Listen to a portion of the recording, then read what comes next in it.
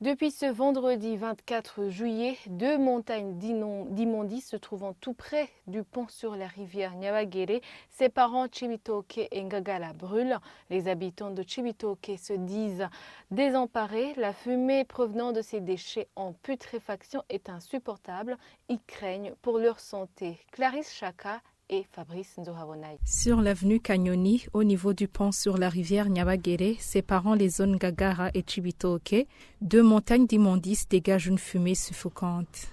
En plus de la chaleur provenant de ces immondices en feu, les habitants des deux zones qui empruntent ce pont doivent supporter les odeurs putrides de toutes sortes de déchets et autres détritus que les gens des quartiers environnants y déversent. Les habitants de la zone Cibitoke disent que ces immondices ont été brûlés vers la fin de la semaine dernière.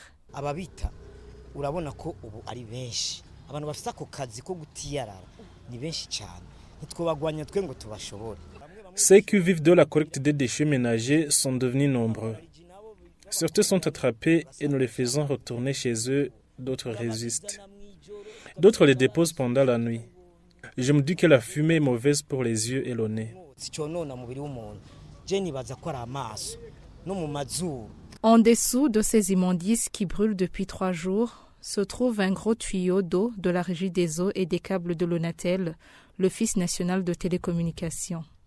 Herménégilde Marakiza, chef de cellule à la 16e avenue de la zone Cibitoke, qui passe tout près du pont sur la rivière Nyabagere, fait savoir que ce problème le dépasse.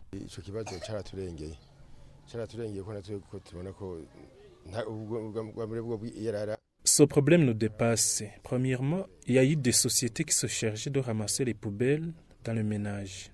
Nous leur avons donné une avance. Elles le faisaient sur une fréquence d'1 à 2 fois par mois. Elles étaient payées mensuellement. Par après, elles ont cessé d'honorer leurs promesses.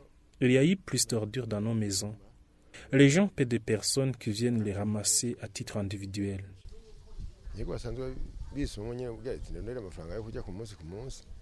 Interrogé, le chef de zone Cibitoke indique que la problématique de salubrité est connue au niveau du service chargé de l'assainissement de la mairie.